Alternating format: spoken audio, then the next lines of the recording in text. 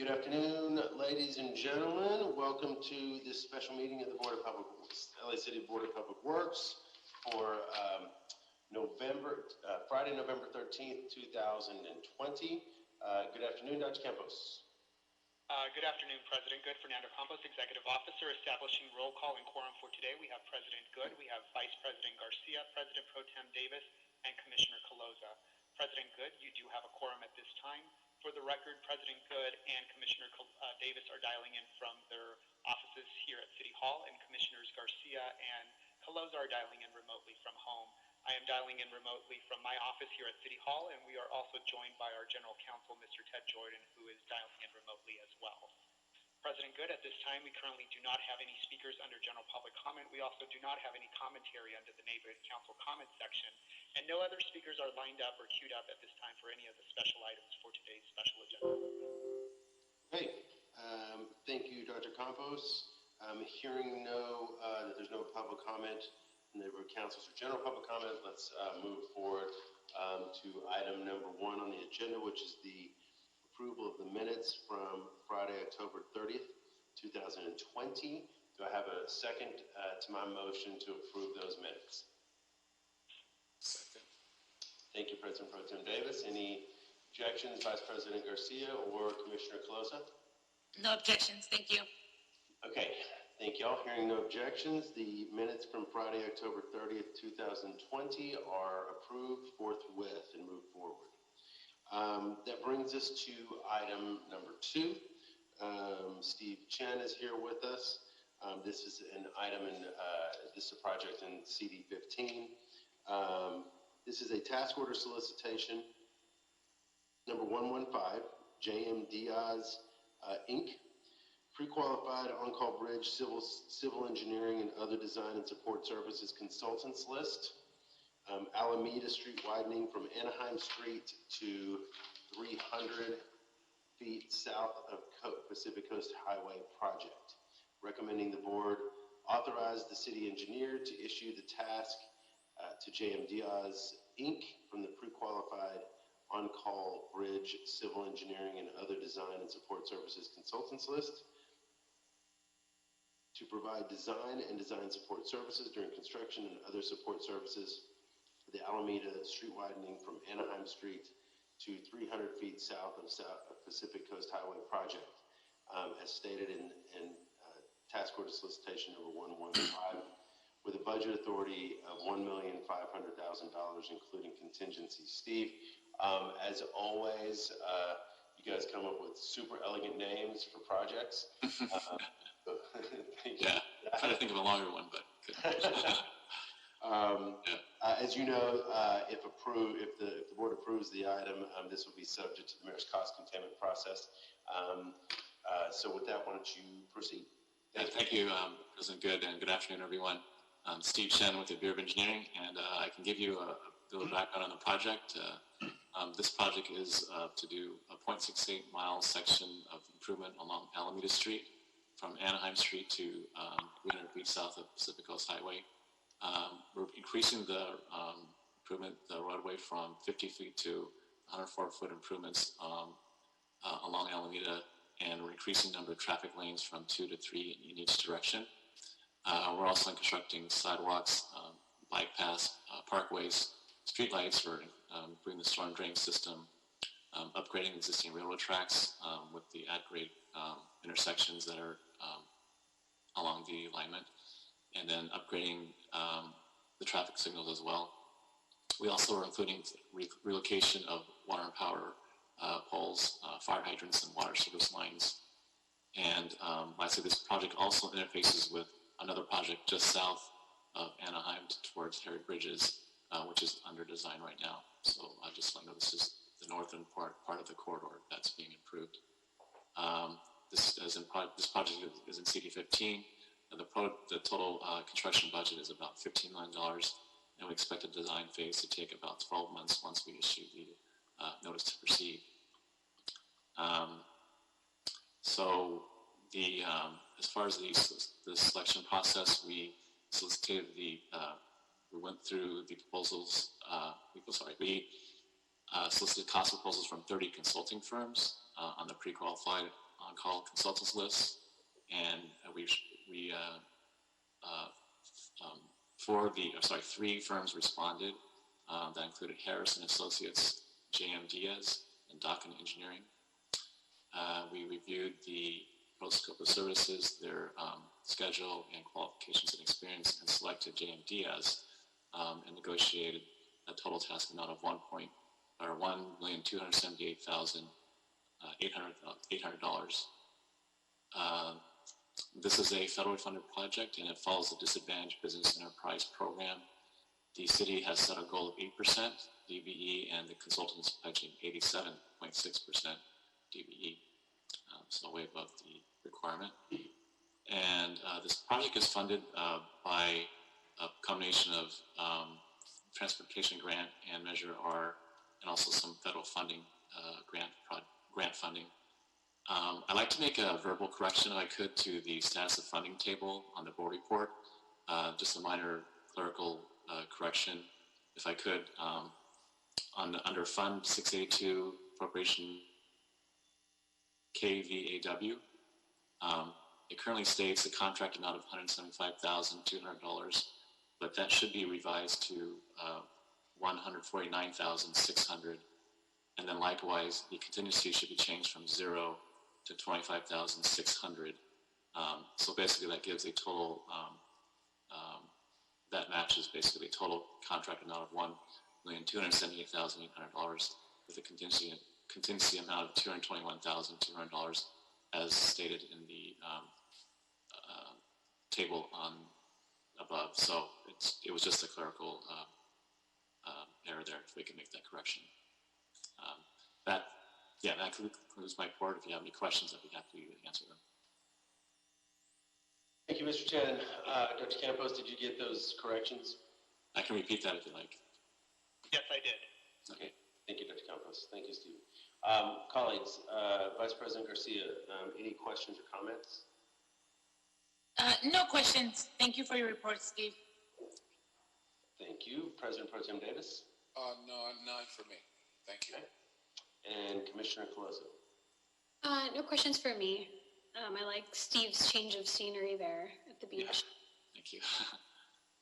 I think it's important to note that part of the key here is it's so much. This project is almost, not completely, but largely grant funded. Right. Grant money that we have deadlines on. Correct, Steve? Correct. Yes, that is correct in both design and construction funding. Yeah. So, all right, I appreciate it. Again, this will be subject to the mayor's cost containment review. So do I have a motion to move this forward as amended, A, to go to the mayor's office for cost containment review, and B, to reflect the language, the adjustments to the funding table that Dr. Campos got from Steve. Do I have a second to that motion? Second. Thank you, President Pro Tem Davis. Any questions or, wait, did I motion? I don't know if I actually motioned. Sorry. Let's start that over. Sorry, Mike. Do I have a motion to move this forward as amended to reflect the changes or edits to the funding table that Mr. Chen provided, and B, to go to the mayor's or subject to the mayor's cost containment process? So moved. Thank you, President Pro Tem Davis. Do I have a second? I'll second. There you go. Two seconds from Vice President Garcia and Commissioner Colosa. So I don't have any objections. Hearing no objections, the item is approved forthwith. Thank you, Steve, very much. Thank you very much. And thanks for your help over the course of this week, clarifying what you're looking at this. Yeah, appreciate it. Thank you. All right. So with that, we have a series of contract acceptances, folks. So item 3 is a contract acceptance, Council District 15, Beacon Street Bridge Home, and CD 15, Eubank Avenue Bridge Home. Recommending the board accept this contract. These are obviously, these projects were turned around quickly. George Espindola is with, hello, George, is with us to present on the item. Yes, good afternoon. George Espinola with the Bureau of Contract Administration. The Council District 15 Beacon Street Bridge Home and Council District 15 Eubanks Avenue Bridge Home. On January 27th, 2020, this contract was awarded to Ford EC on a competitive basis using the previously approved municipal facilities pre-qualified contractors list in the amount of $7,667,300 with a contingency amount of $766,730 for a total authorized budget of $8,434,030. This project constructed temporary home shelters comprising of tents, trailer structures with amenities for sleeping and hygiene facilities. 21 change orders were issued, bringing the total cost of this project to $7,828,160.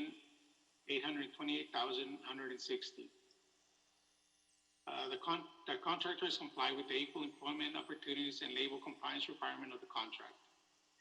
Funds were through General Fund 100. Work was completed June 17, 2020, and there are no unresolved property owner complaints in connection with this project.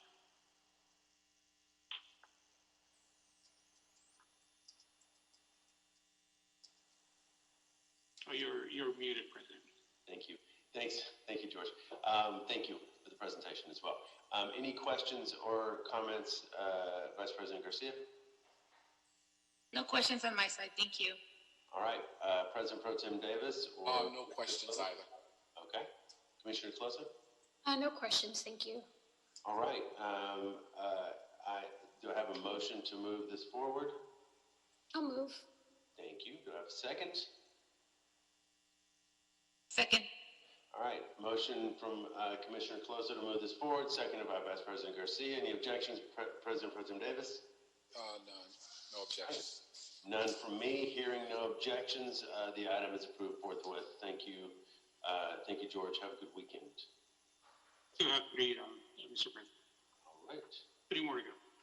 Yeah, oh, you're up on all of them, aren't you? Sorry. Yes. All right, next up,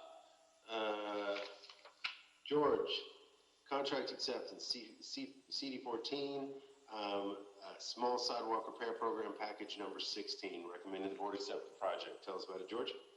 Yes, sidewalk repair program package number 16 was entered into agreement with the City of Los Angeles and Access Construction on June 21st, 2019 in the amount of $86,894.47 with a not to exceed amount of $99,199. Notice to proceed was issued on August 26, 2020. This project provided for removal and replacement of damaged sidewalks, curb and gutter, curb ramps, tree pruning, and replacement of street lighting and traffic signal pole boxes in Council District 14. 2 change orders were issued, increasing the contract amount by $5,550 with 90 cents. The total cost of this project is $92,445 with 37 cents.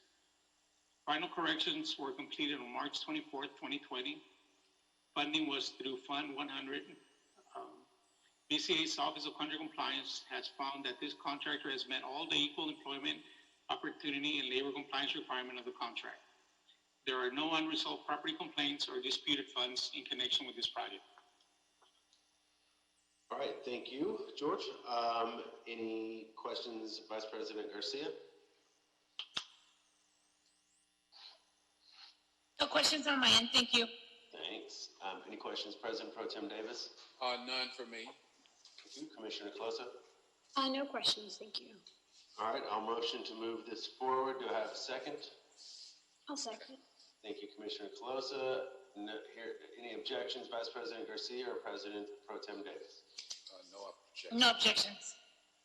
Okay, hearing no objections, item 5 is approved forthwith. Thank you, George. That was item 4, Mr. President. Oh, that was item 4. I'm sorry, thank you. Item 4 is approved forthwith. All right, moving us to item number 5, contract acceptance, Sun Valley North Hollywood Series to multiple high voltage conversion, fiscal year 2015-16 street lighting project. Recommending the board accept this contract. Mr. Espinola, this is you again, sir. That's correct.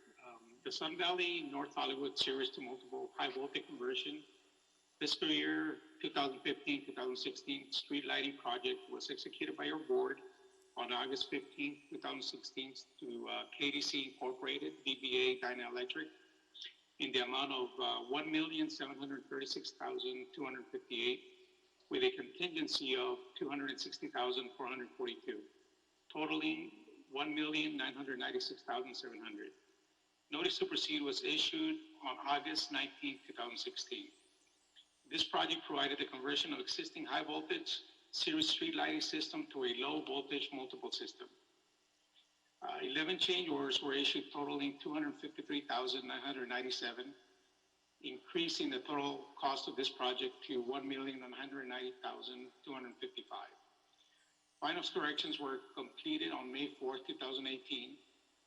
Funding was through MICLA Fund 2016 Street Lighting Construction Fund 26U Department 50.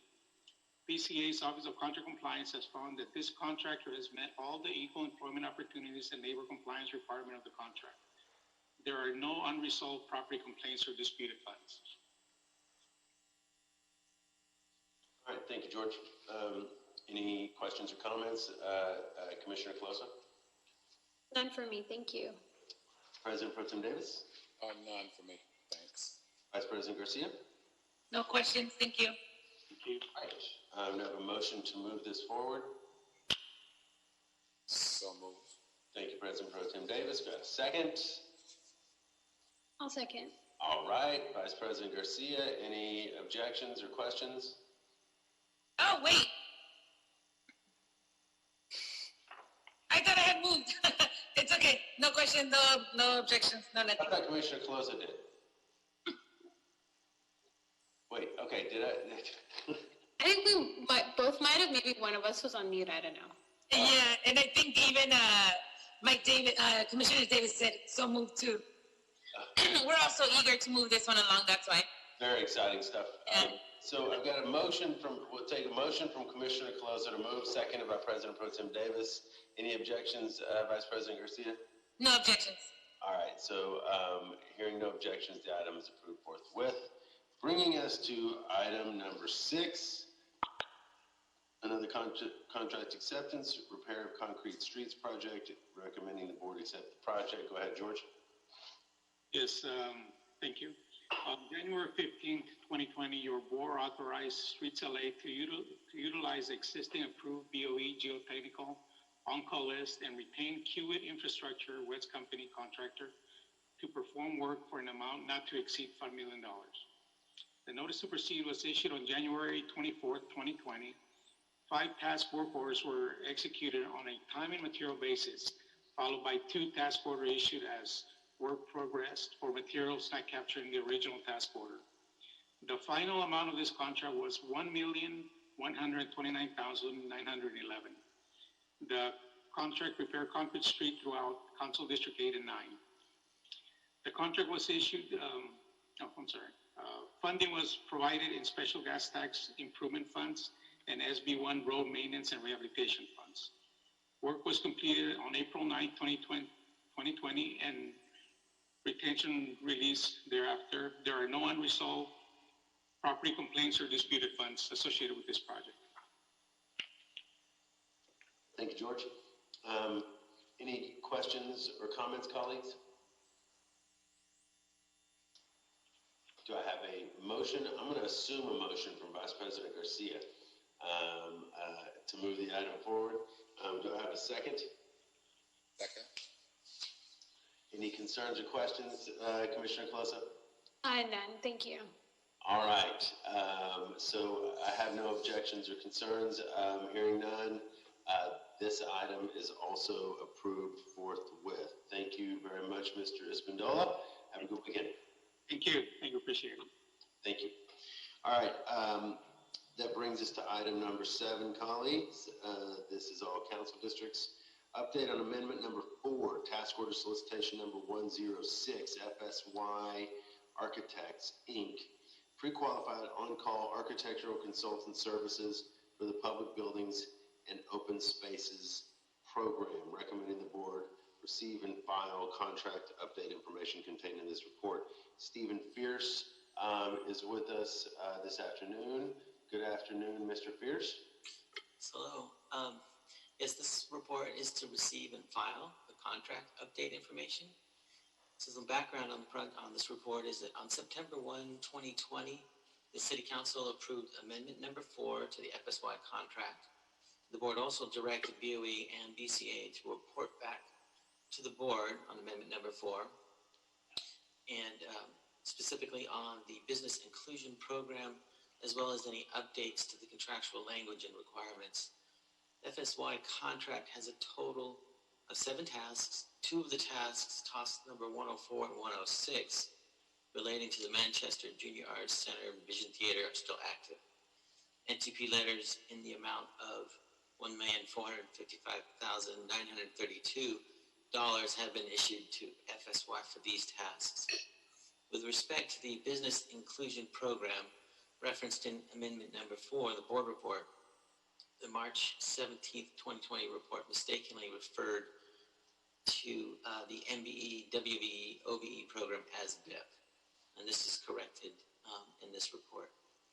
The 2004 FSY contract is subject to the Minority Business Enterprise, Women Business Enterprise, Other Business Enterprise subcontractor outreach program. At the time of the distribution of the original request for qualification of this contract, the city had established this outreach program and with participation levels of 12% and 2% respectively.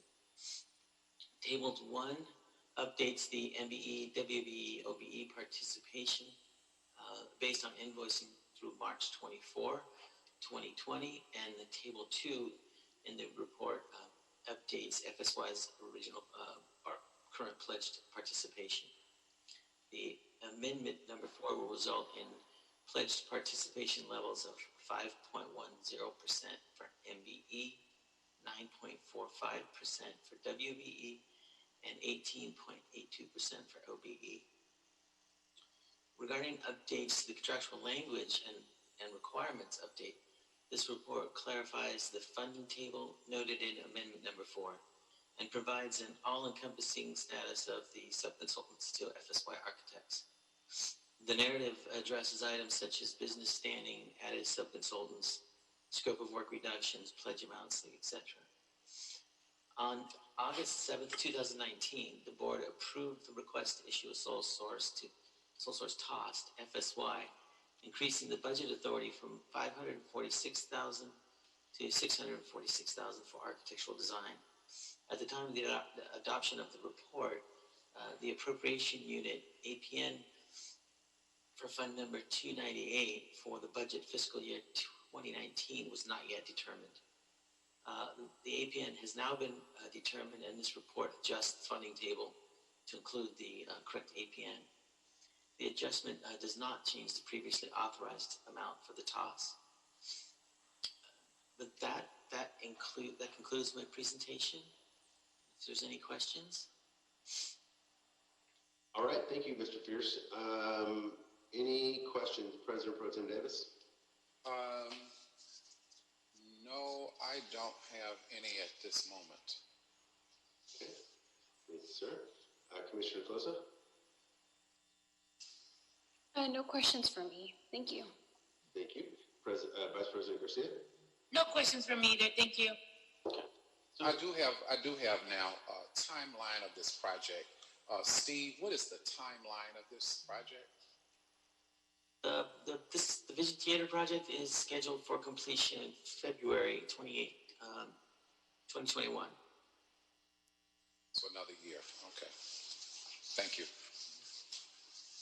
The original goal was August of this year, correct, Steve? Yes, it has been delayed due to some utility problems that they encountered. We had to rebuild the fire, right? That as well. Can you repeat that?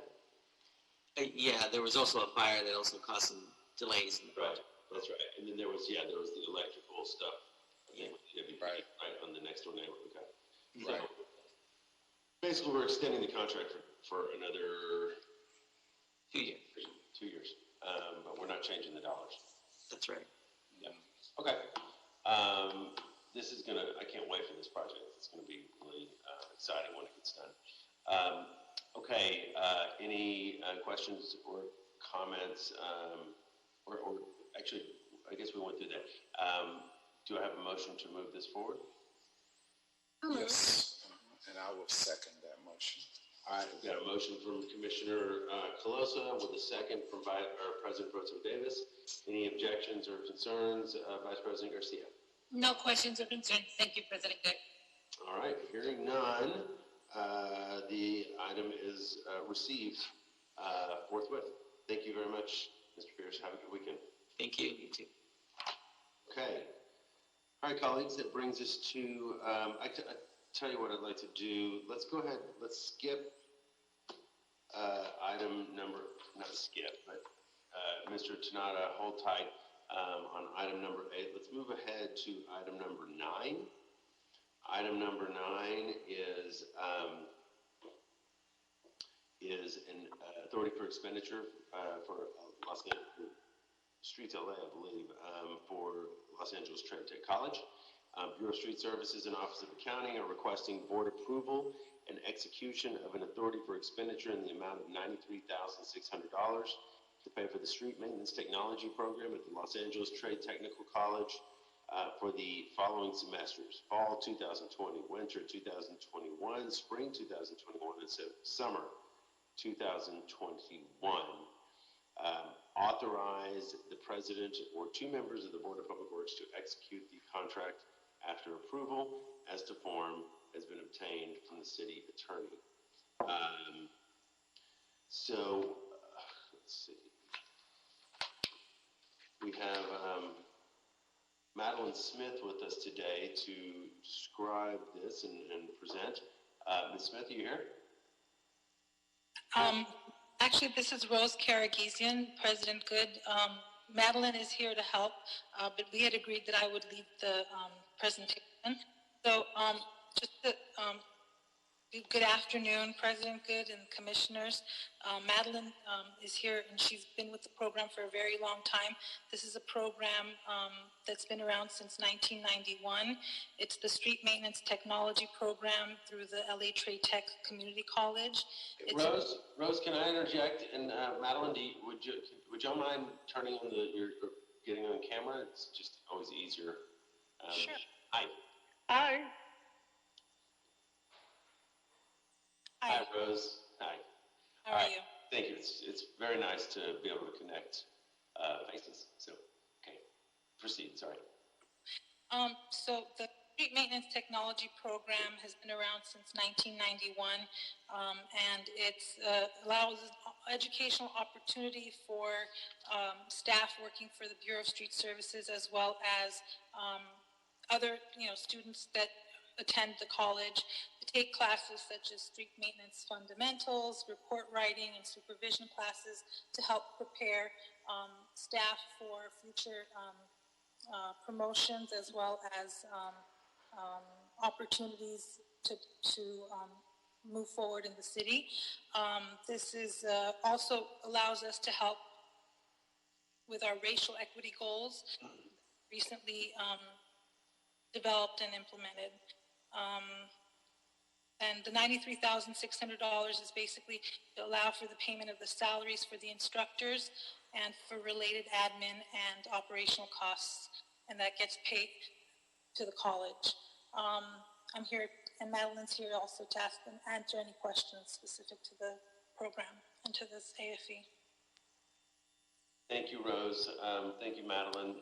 Do we have any questions or comments? Vice President Garcia.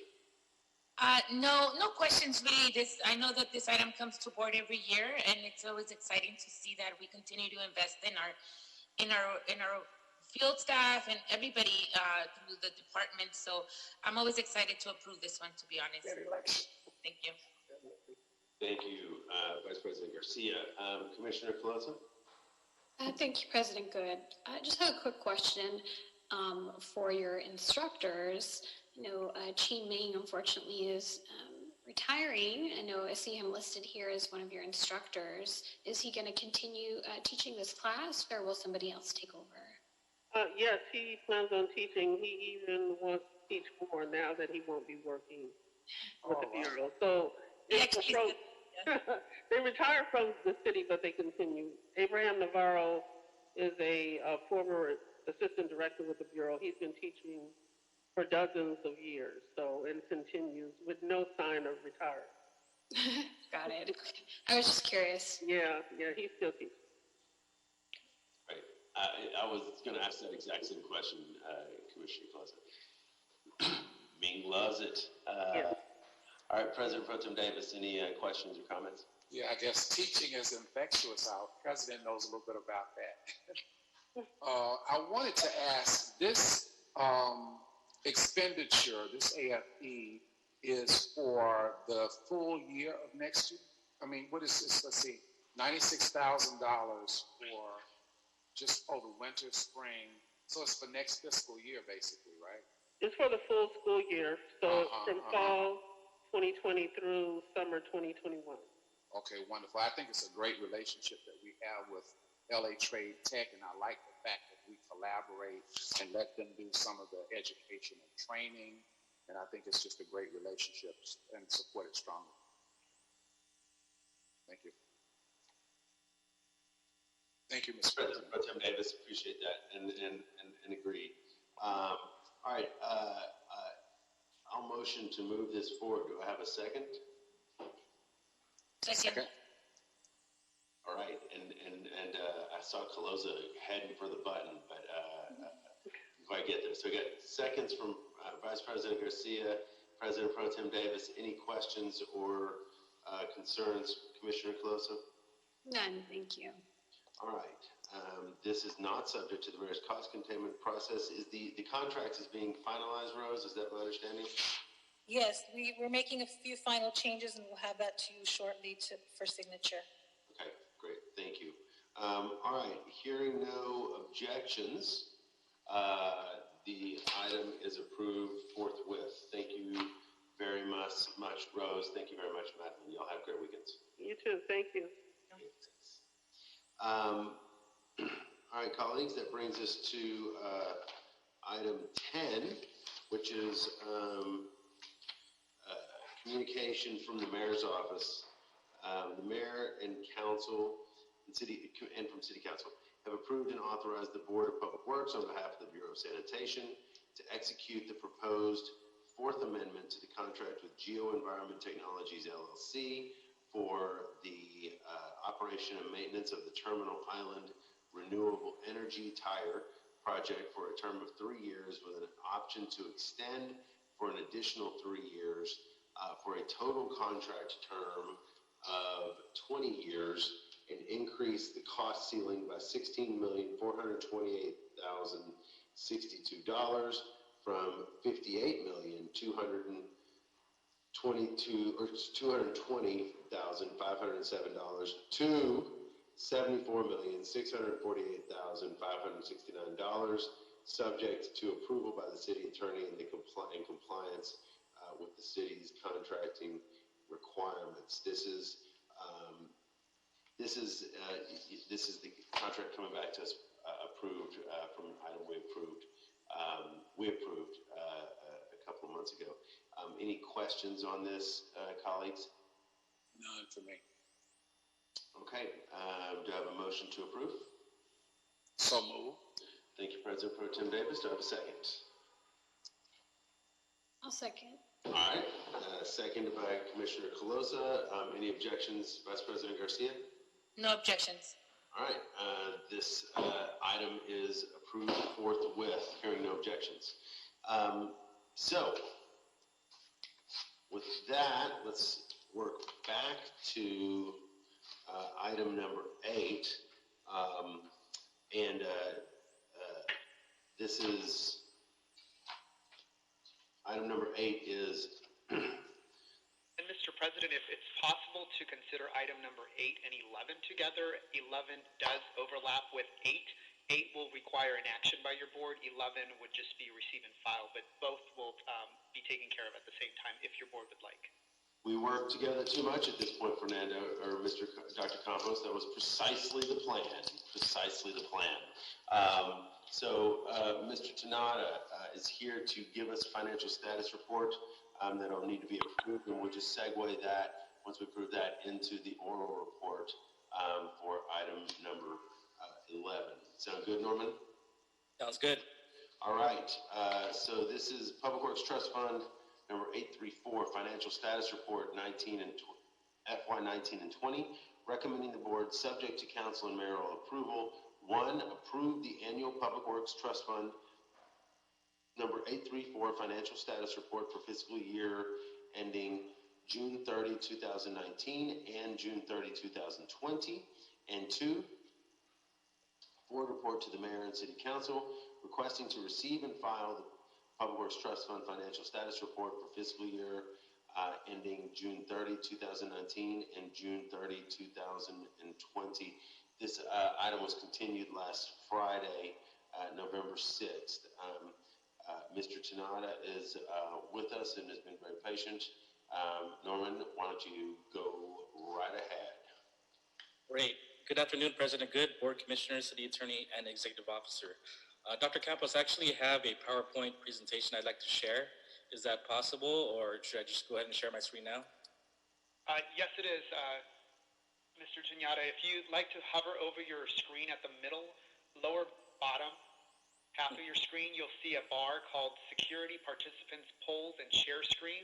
Yes. The share screen should be highlighted in green. If you can go ahead and please press share screen. Great. And then if I can also ask you for a favor, do not click on the red button that says end. That will terminate the entire meeting. Okay. Okay, sounds good.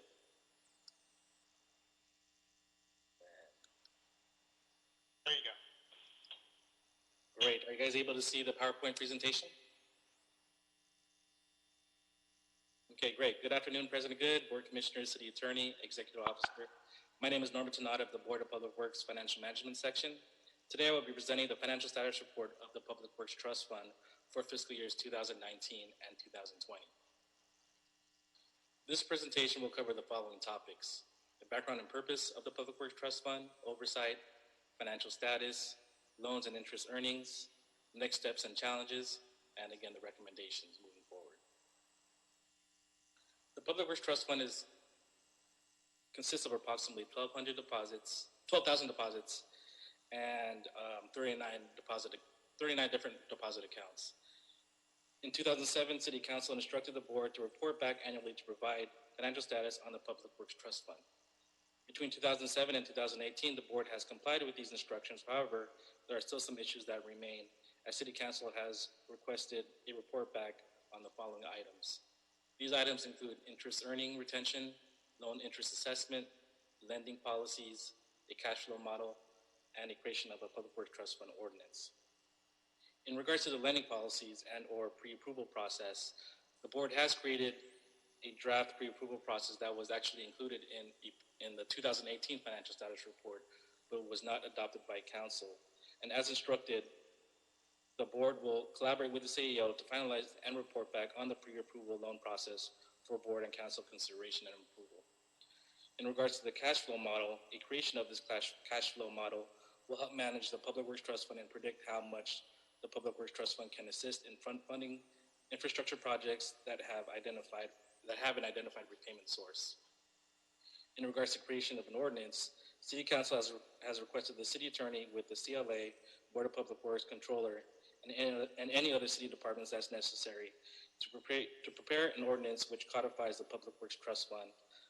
And the ordinance should also address the issue of interest-bearing and non-interest-bearing funds and should be consistent with the city's existing financial policies. In 2016, the Public Works Trust Fund system was created. This is a subsidiary ledger that contains data that the FMS General Ledger is not programmed to store, like specific details for each deposit. In regards to reconciliation of the Public Works Trust Fund, currently there is a 4-month backlog where we're currently working with the Office of Accounting on reconciling the fund through July 2020. The target is to reconcile less than 21 days post-monthly closeout.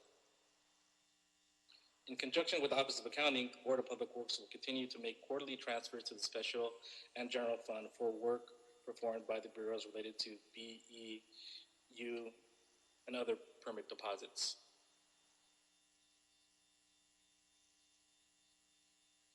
Again, the Public Works Trust Fund serves as a trust or escrow account holding in trust developers and permittees deposits for various public works projects. Approximately 96% of the fund balance holds deposits made by permittees to be used for a specific project or for staff costs associated with the development project's inspections, approvals, etc. The remaining balance of 3.7% consists of receipts, violations, fees, donations, surcharges, etc. In regards to the governance of the Public Works Trust Fund, the Public Works Trust Fund requires monthly reconciliation, management review, internal controls, independent analysis, risk management, accountability through transparent reporting. And the oversight functions are divided into three main categories. The first category being the administrator or fund manager, which works with the executive officer on matters of fund performance, usage rate, trends, etc. The second oversight function is the collector. This is where deposits into the Public Works Trust Fund are received by the various bureaus. And the third oversight function is the accountant, where the Office of Accounting is tasked with creating, processing, and entering various journal entry types such as receipts, appropriations, refunds, transfers, etc. And along with all of the other city funds, the Public Works Trust Fund is included in the Comprehensive Annual Financial Report, or CAFR.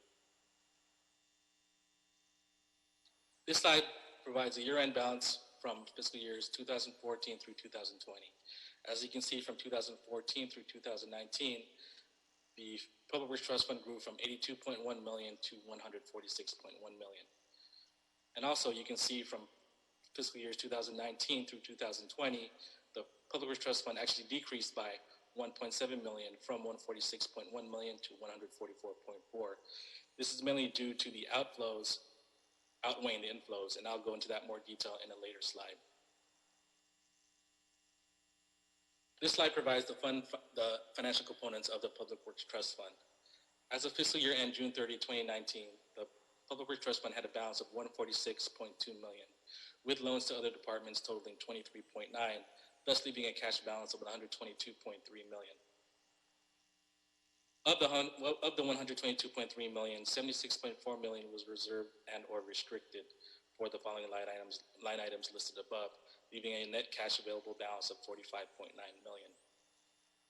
As of fiscal year end June 30, 2020, the Public Works Trust Fund had a balance of $144.4 million, with loans to other departments totaling $35.4 million, leaving a balance of $109 million and $45,000.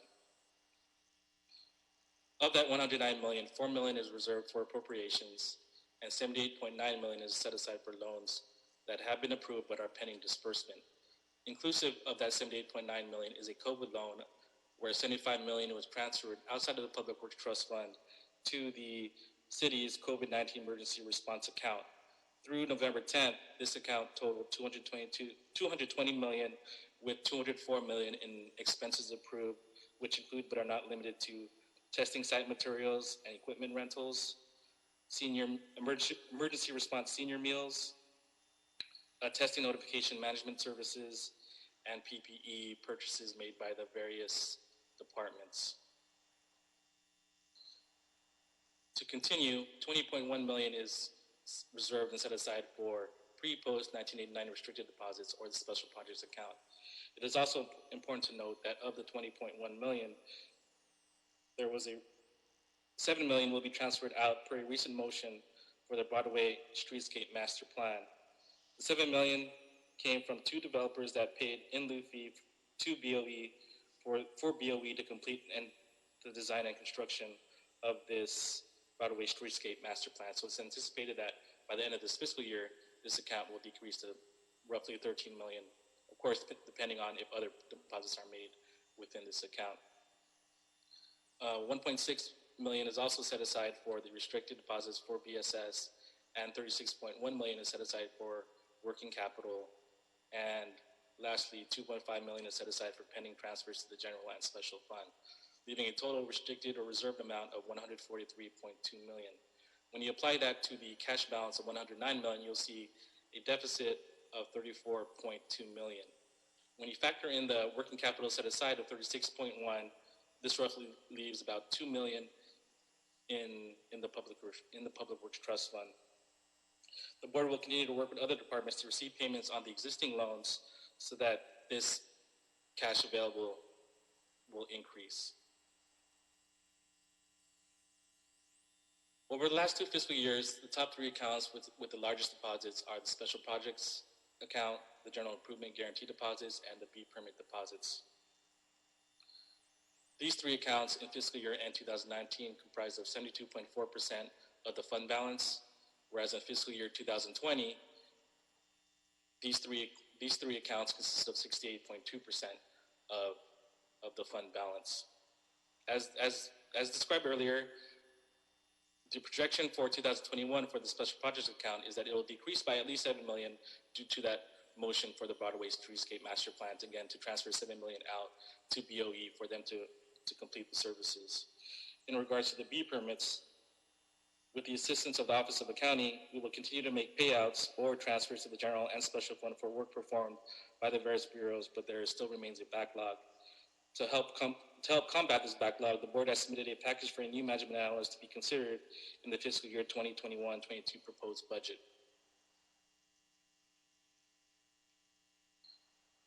Between fiscal year 2019 and 2020, these are the top 5 accounts with the highest dollar growth. As you can see, the B permits increased by 1.4 million. The subdivision guarantee deposits increased by 1 million. E permit excavations greater than 1,000 square feet increased by 900,000. Street tree planting increased by 600,000, and vacation work orders increased by 500,000. This slide provides an overview of the inflows and outflows over the last 7 years or so. So as mentioned earlier, between 2014 and 2019, you can see that the inflows outweighed the outflows, thus creating a growth within that time period. And then in 2020, you can see outflows totaled 40.8 million versus the total inflows of 39.1 million, thus resulting in a net decrease from 2019 to 2020 of 1.7 million. Again, the inflows consist of deposits and loan payments, and outflows consist of refunds to depositors, transfers to the special and general fund, expenditures from the fund, etc. Interest earned during fiscal year end 2020 is approximately 2.3 million. There are currently 12 outstanding loans as of fiscal year end June 30, 2020, with a total loan authority of 48.8 million. Of the 48.8 million, 13.4 million payments have been received by the various departments, thus leaving an outstanding balance of 35.4 million. The issuance age range of these loans are between 1 to 15 years, with the oldest being 2005, with an average outstanding age of 6.4 million. The top 3 main debtors that owe 31.5 million are the following: the Bureau of Street Lighting, which has a total of 13.8 million in outstanding loans, the Office of the CEO, which has 10.3 million in outstanding loans, and the Bureau of Engineering, which has a total of 7.4 million in outstanding loans. This slide provides information on the anticipated loan activity from June 30 to June 30, 2021. Again, as of June 30, 2020, the current outstanding loan balance is 35.4 million, with loans pending disbursements but already approved of 78.9 million, totaling 114.3. It is estimated that between July 2020 and December 2020, that 5.1 million in payments will be received from the various departments, thus decreasing the balance to 109.2 million. Between December 2020 and June 2021, it is proposed that there may be a loan related to SoCal Gas and the Office of Petroleum of 400,000, thus increasing the balance to 109.6. When you factor in the anticipated payments from various departments during this time period of 2.2 million, this will then bring the balance down to 107.4 million. So it is estimated that by the end of this fiscal year, there will be a total outstanding loan balance of 107.4 million. Again, 107.4 million, of that 107.4 million is the $75 million loan for the COVID emergency response. Anticipated payment from that loan is, I believe, 12 to 18 months after issuance, which I think it was in July. So I believe payment will be received by January 2022. And lastly is the recommendations and next steps. In February 2018, A next study was performed on the Public Works Trust Fund and the Special Projects account.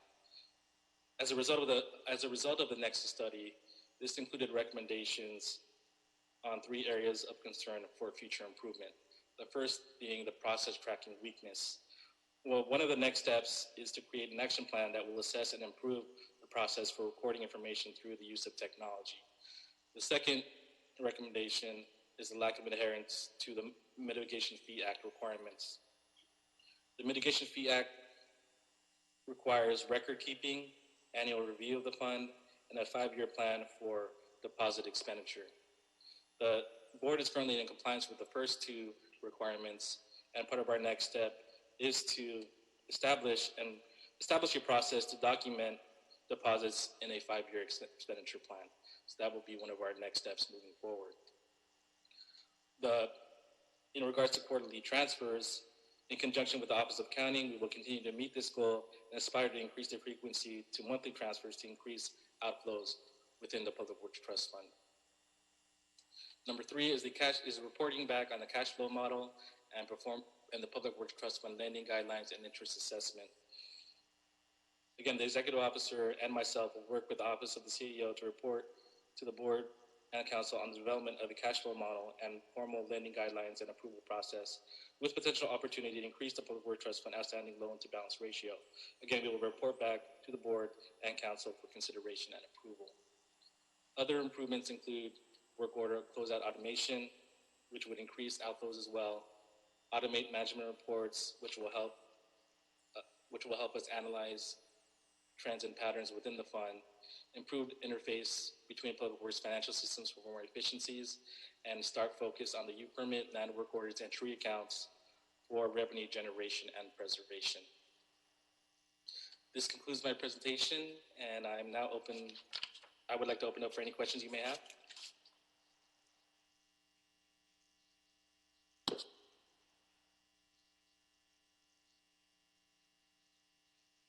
Okay, Norman. Sorry, I keep forgetting to unmute. Thank you, Norman, very much. So, colleagues, let's open up. Lots to talk about here. Let's start with Vice President Garcia. Thank you. Thank you, President Good. I'm like I don't know where to start. I kind of wanted to go through your slide, but would you like Norman to share the screen again, Commissioner? Yes, there was something in there. I think it was screen number 2. Sorry to take time from everybody. Sure. Let me go back here, toggle between these screens. 1 second.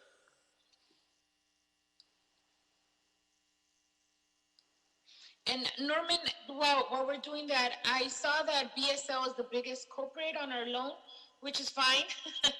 But what's the plan of action, or what's the plan for payback from BSL? Well, the loans from BSL, there was a recent loan of the 13 million that is outstanding. There's one loan that was recently dispersed for 10 million for DWP. That's right. So that won't be paid for another year. I believe another year or 2. Hold on for a second. And it's a 4. Norman, this is Fernando Campos, Executive Officer. It's a 4-year repayment plan, Commissioner. The Bureau of Street Lighting will pay about $2.5 million starting on year 1. Since the loan took about a year and a half to get approved by council and the mayor, it did push back our recovery of the funds, so they're not expected to make their first payment until next fiscal year at approximately 2.5. Norman can confirm that dollar amount, but we're looking at 3 to 5 year repayment plan of about 2.5 million per year. Okay, I remember that. I just could.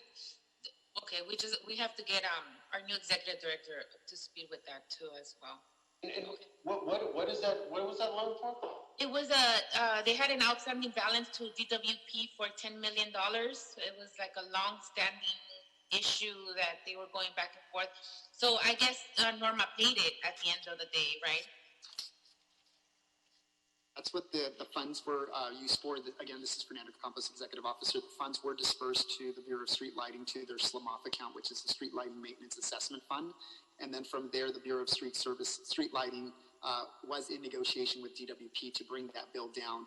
You are 100% correct, Commissioner Garcia. That did result from a dispute, if you will, from bills that were being billed during the DWP invoice conversion system that happened several years ago. The then director, Mr. Ibrahimian, reached out to DWP, indicated that there may be some overbilling in those bills that the city was receiving. So therefore, based on his initiation, and then also with Norma Isai Hakian when she was here, they were able to negotiate and bring that bill down, but it did require a payment of about $10 million so that the city can be made whole. So that's why we assisted the Bureau of Street Lighting for their cash flow with the anticipation that they would pay us back over a 4-year period. Okay. Okay. And also, attachment C of the report lists the various outstanding loans. Okay. I think it might not be 2, it might be 3 then, because this is your presentation overview. Yeah, no, that one. So on bullet point, the previous one, I'm sorry, Norman. In 2016, it was implemented by the Public Works Trust Fund system in partnership with BOE. My question is, what is it only with BOE and not with the rest of our bureaus, or just the system was in conjunction with BOE? I believe it was the system. Again, the Public Works Trust Fund system contains information for the various deposits that are more specific that are not included in the FMS general ledger. So I believe various individuals from the various bureaus have access to the system if allowed. I see. Okay. I think those are my questions for now. I yield my time for now. Thank you. Okay, President Pro Tem Davis. Yeah, Norman, thank you for your report.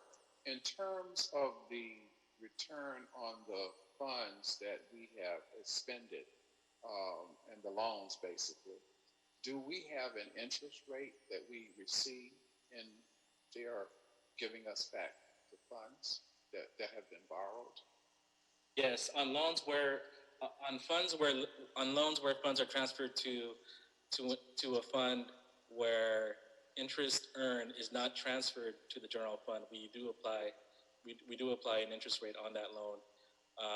And again, when in fiscal year 2020, a total of $2.3 million in interest was received. Okay, so what do we do with those particular revenues of interest that we receive? They go to the trust fund as well, or is it a special itemized account that holds the interest rates? I believe they get transferred to the general fund. Oh, so the interest rates, we don't benefit from. The interest rates go to the general funds. Is that right? Correct. They do. They are transferred to the general fund on an annual basis. Wow. And if I can put a caveat to that, Commissioner Davis and Mr. Tignata as well, the fund does earn interest at about $2.3 million, as indicated by Mr. Tignata.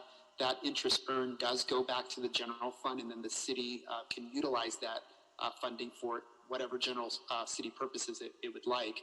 However, there is a request from this board and from us, the executive office, to charge interest to those loans that transfer the money into a fund that retains their own interest, and that interest does not get transferred to the general fund.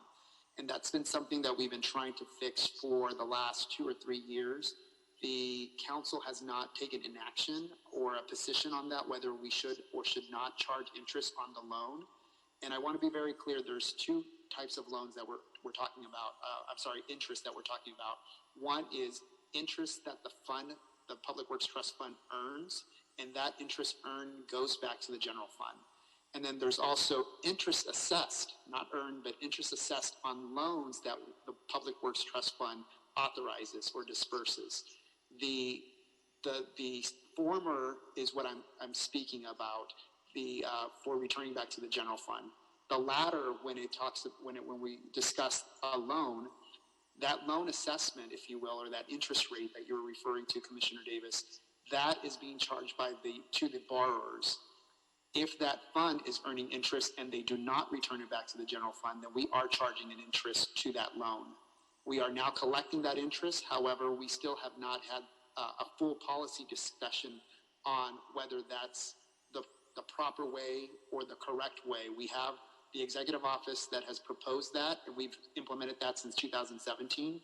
We have your board who has agreed with us, and we've moved that forward. But we also have the CAO's office that does not agree with us, and their recommendation to council was not to charge interest on any loans at all. In other words, it would be an interest-free loan. And that's where we're at disagreements, and council has not taken an action on whether they agree with the Board of Public Works or whether they agree with the CAO's office. The CAO's is recommending an interest-free loan? Correct. Interesting.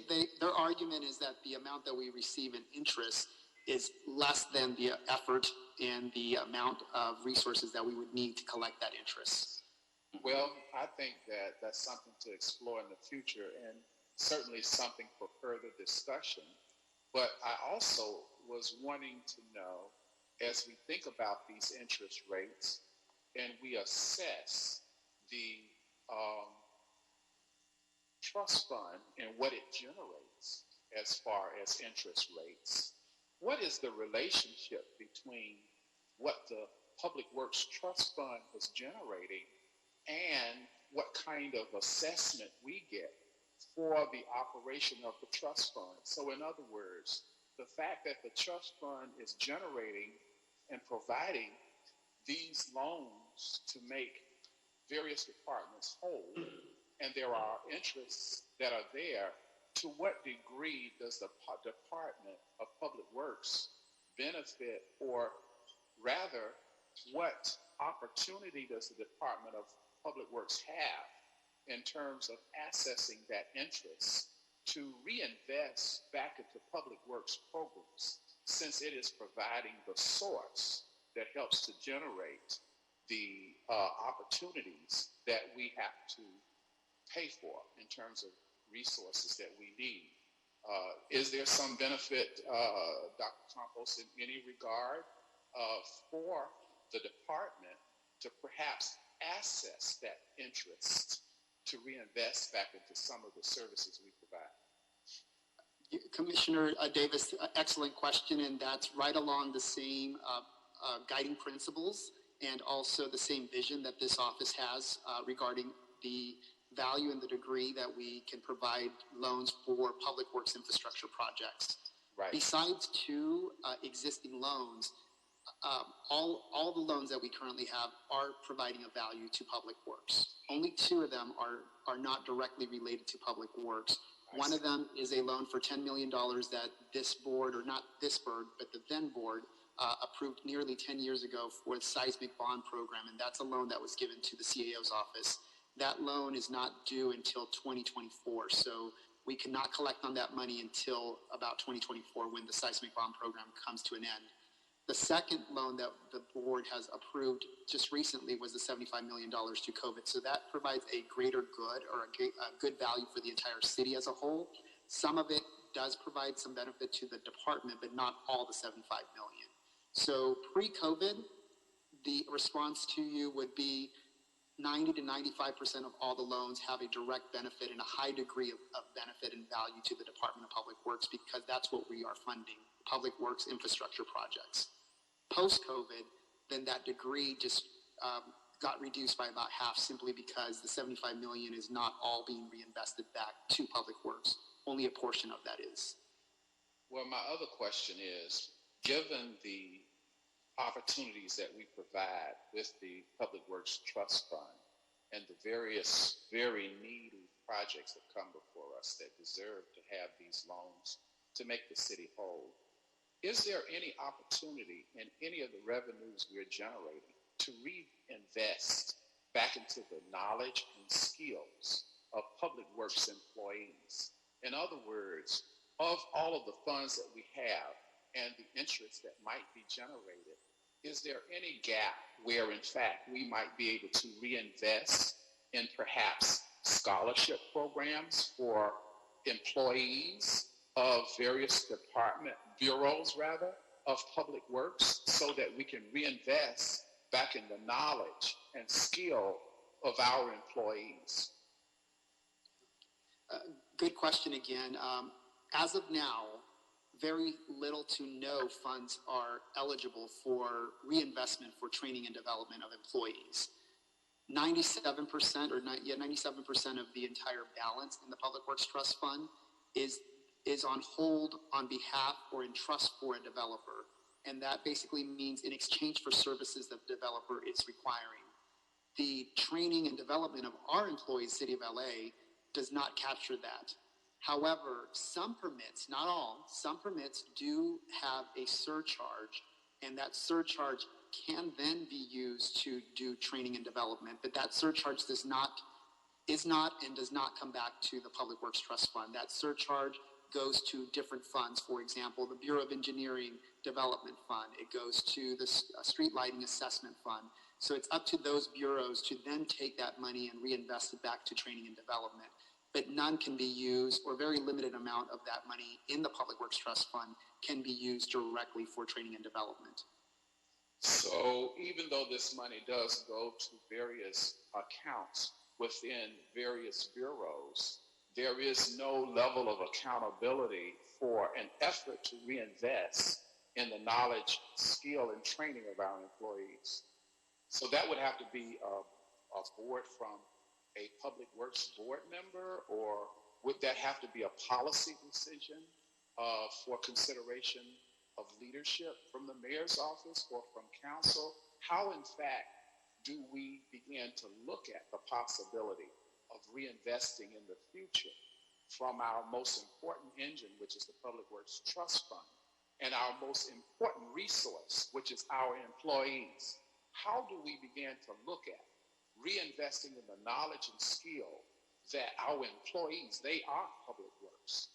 How do we begin to explore that possibility as we look at this revenue generating operation we have called Public Works Trust Fund and the benefits that it brings past what it does? I mean, it gives you a loan, it gets the loan back, and then there are interest rates that are somewhere out there. How do we capture the opportunity to grow and develop? Good question and good suggestion.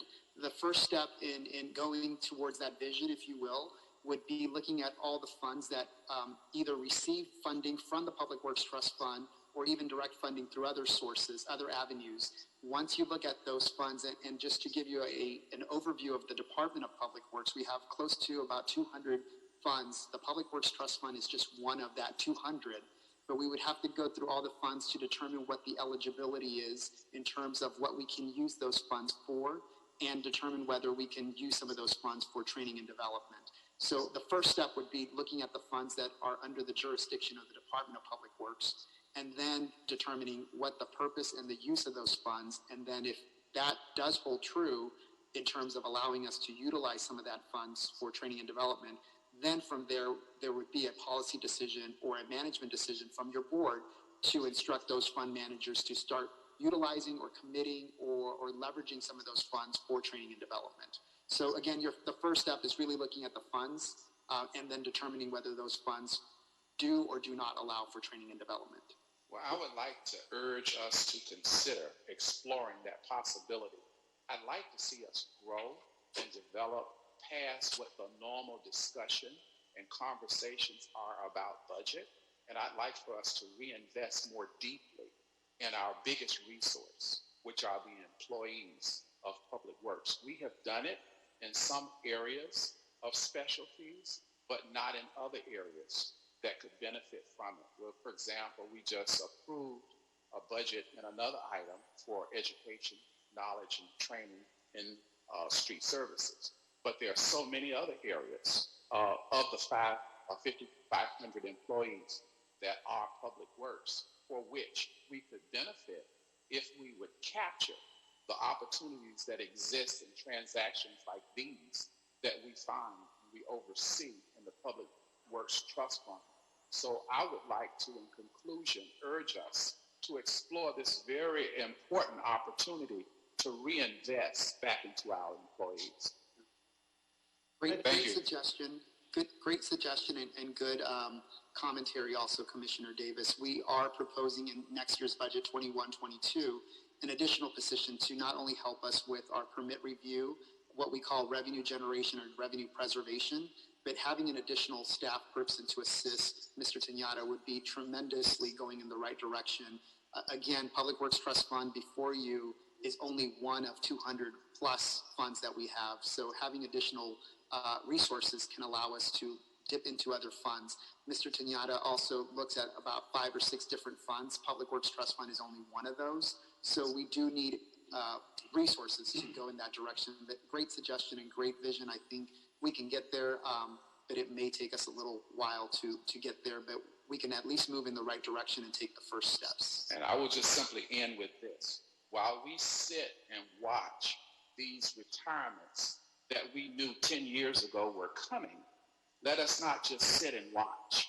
Let us also, on the same level, be active in reinvesting back into our knowledge and skill base so that we are prepared on the back end to meet the new demand. We can't do it by watching the retirements go by.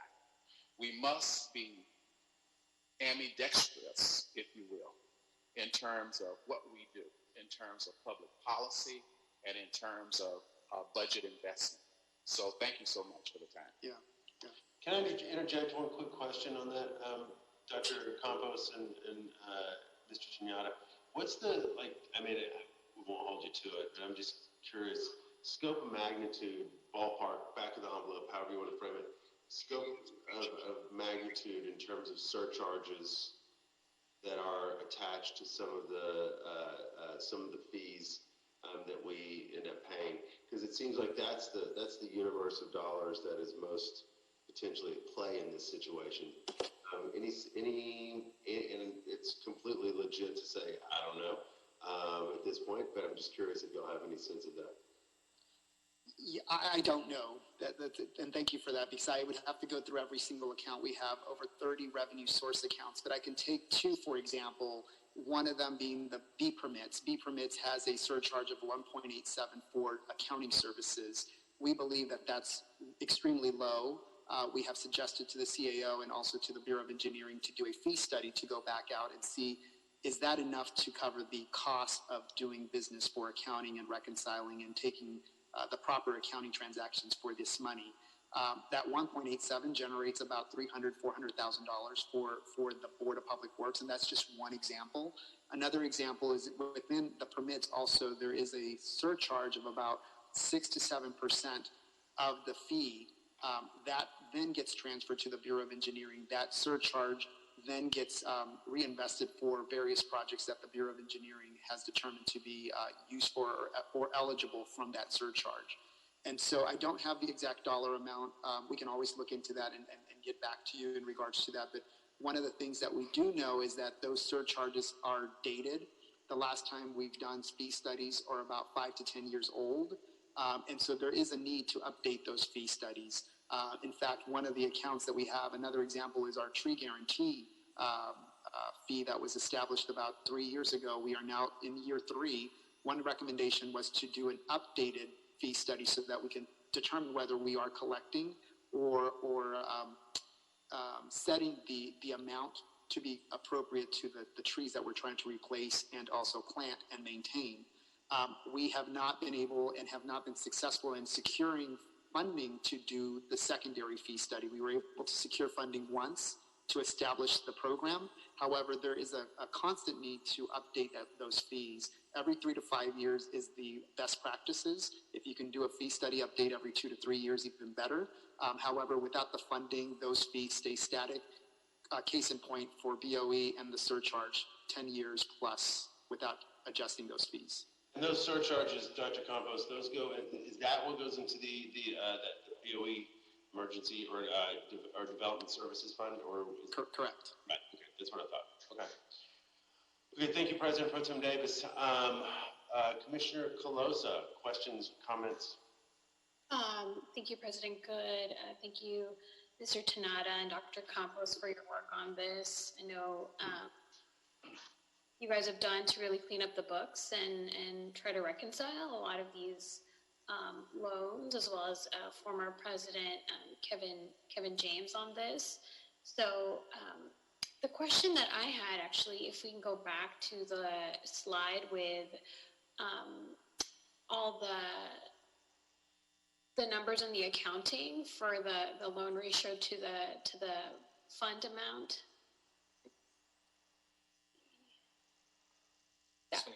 Yeah, it's that one. So I think your entire presentation, which was incredibly thorough, just highlights why the Public Works Trust Fund is really important, and it's playing a really critical role, especially during our budget crisis right now at the city. I just wanted to get a sense from you, Mr. Tanada, in terms of where we are with the loans out. Is there anticipation that there's going to be more money loaned out, or is this pretty much at the maximum comfort level we are in terms of the ratio of the reserve restricted monies to the net cash available? Right. Included in this presentation was a slide for projected loan activity for fiscal year 2021. Let me take you back to the slide. So again, this slide kind of goes over the current balance of 35.4, which again, pending disbursements include 78.9, totaling 114.3. So to answer your question, in regards to payments, projected payments to be received from the various departments, you'll see that between July and December, we're expecting 5.1 in payments from the various departments and 2.2 between December and June in payments from the various departments, totaling roughly 7.3. It was brought to my attention that there may be an additional loan of $400,000 that the Office of Petroleum might be in need of regarding SoCal Gas. That's the only one that I know of at the moment, but per usual, we will go before the board for approval when these loans are requested of us. And I think it might have been framed in a different way in a past presentation, but are we at, I think there's like a certain percentage in which we're comfortable loaning out? Yeah. Oh, right. I think you're referring to the loan to balance ratio? Yeah. Right. So I think, so normally we like to stay within 25 to 30% of the balance to loan rate, outstanding balance to loan ratio. And currently, because of the COVID loan, we're at over 90%, I believe. So that's why we're actively working with the departments to receive payments to bring our cash flow back. I think this is Fernando, Dr. Campos. Commissioner Caloza, I think to answer your question, are we above the comfort level? The answer is yes. However, are we within a reasonable risk zone?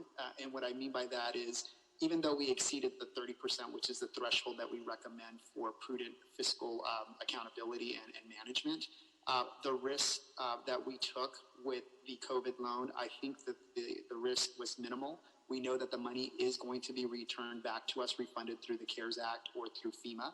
It's just a matter of timing.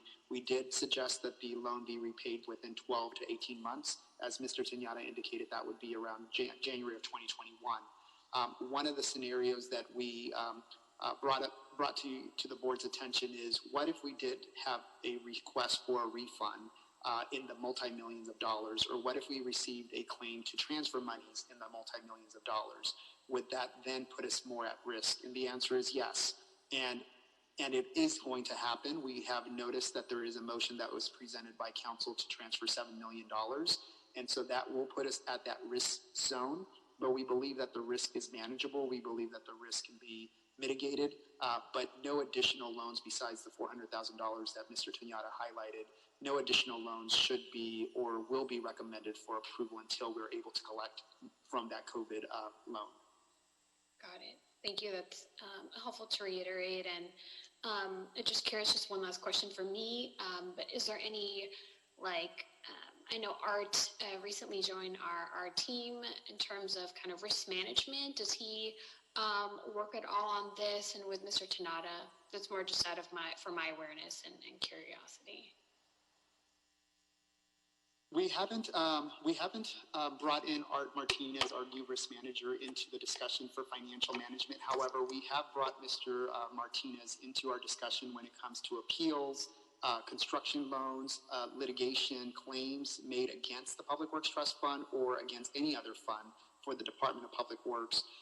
Mr. Martinez, our risk manager, is also now focusing on benchmarking data in terms of our liabilities for the entire city. Liabilities that came out of personnel matters, liabilities that arise from property damages, collisions, motor vehicles. And so he is actually working on that now, and it's a separate topic, but we will be coming to the board to present that data for you. But there is an opportunity for Mr. Martinez to work with Mr. Tañada, but at this point, besides the financial liabilities when it comes to an appeal to a construction contract or an appeal or a claim against one of the deposits, that's the only time we would bring Mr. Martinez in. Got it. Okay. I was just curious what the relationship was between the two roles and positions, since they seem related. Thank you both for your work on this. I don't have any other questions. Thank you, Commissioner Colosa. If you can, stay there, Norman, real quick. One pretty Flintstone question. Appropriations, that line item, what is that actually referring to? Those are line items specified for expenditures within the Public Works Trust Fund. They include fees from the Japanese Garden, K-Lab, and other street improvement projects. Also it includes city plants, the Los Angeles Conservation Corps, the DWP transfers that we receive for their tree energy data that we collect. So the appropriations basically mean that the money is there, it has been appropriated, it's been encumbered for the use for a specific purpose. And so this is where we would pay city plants, this is where we would pay LACC, this is where we would pay Japanese garden vendors, etc. This is money we know is going out. Correct. In essence, yeah, got it. Okay, great, thank you. I just have a few questions.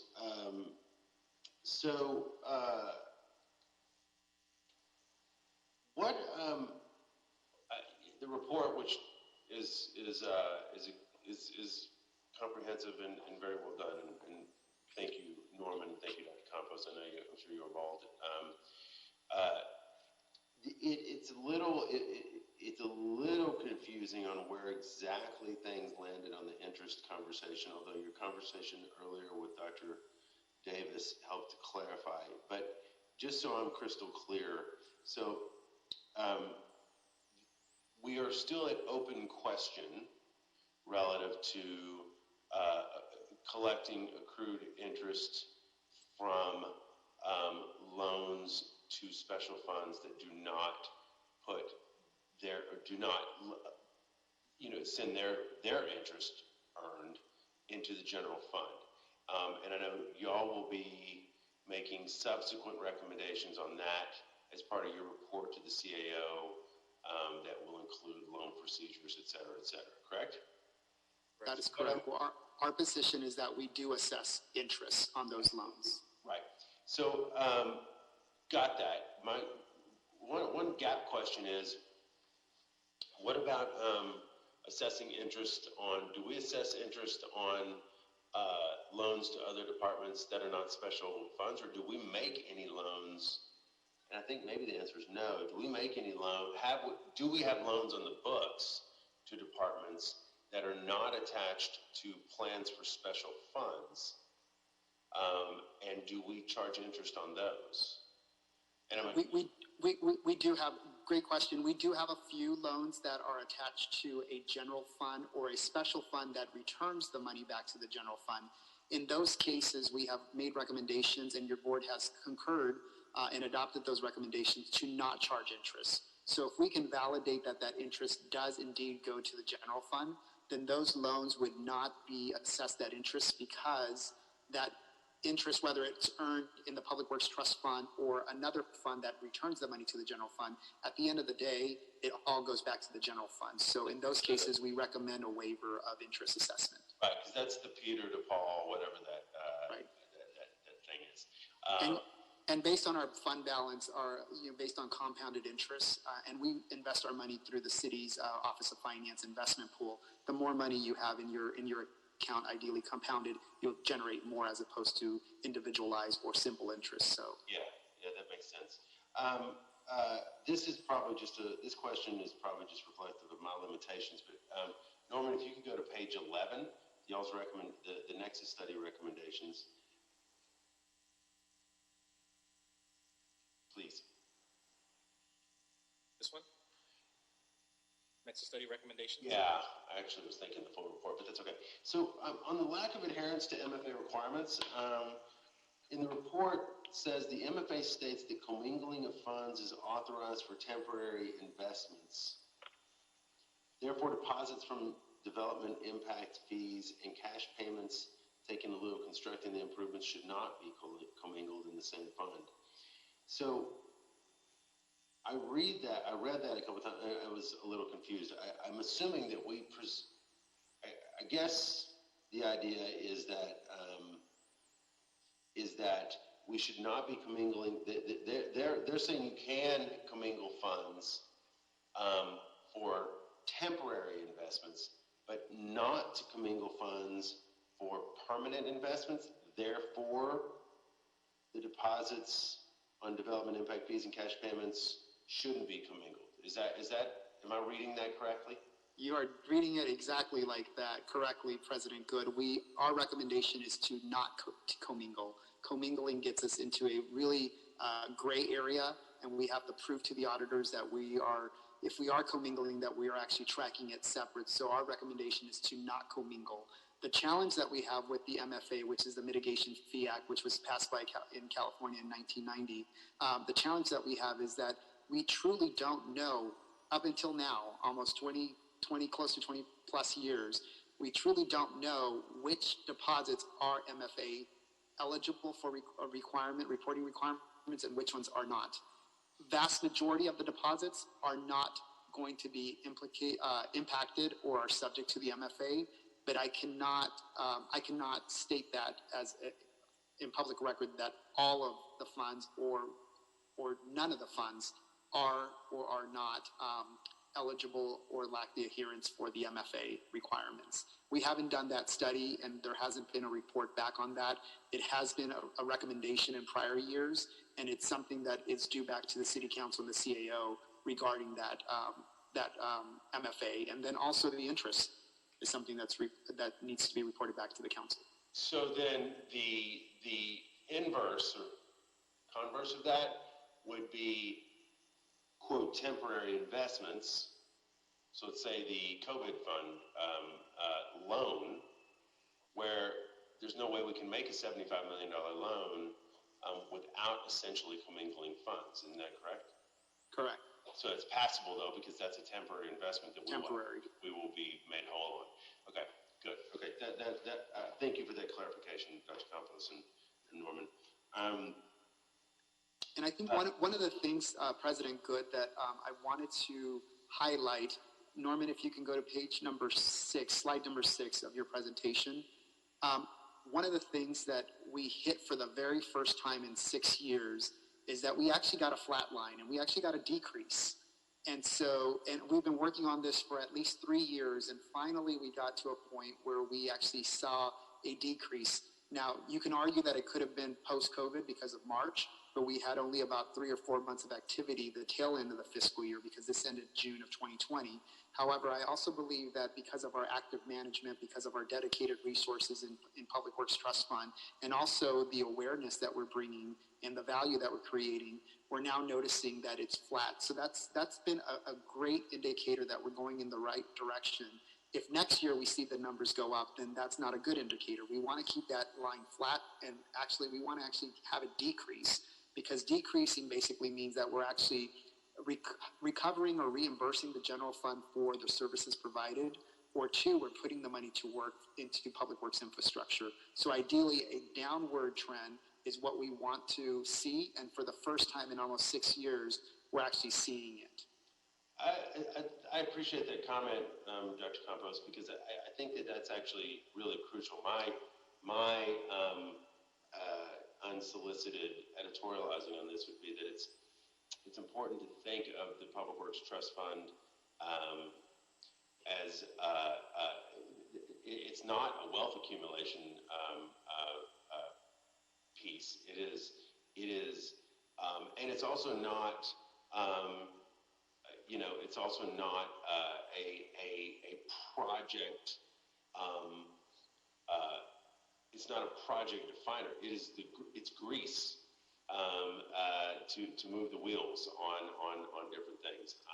And that I think is, I would agree, like keeping it flat. I mean, we need to that money should be working. We're not a for-profit company working to build our reserves. We're also not the general fund trying to build reserves. We need to be using this to facilitate mission. In some cases, and one of my proudest votes that we've done in my short time here has been in approving that loan, which was on one level a pain point, but approving that loan to the COVID Relief Fund. The fact that you and Norman and my predecessor, Kevin James, had built the fund up to a point where we actually had the capacity to play that kind of role in an ongoing moment of crisis is really, it's a testament. And so I feel like there's sort of two pillars to this. It is being able to be a participant in helping the city grapple with existential crises, and it is and these are not mutually exclusive.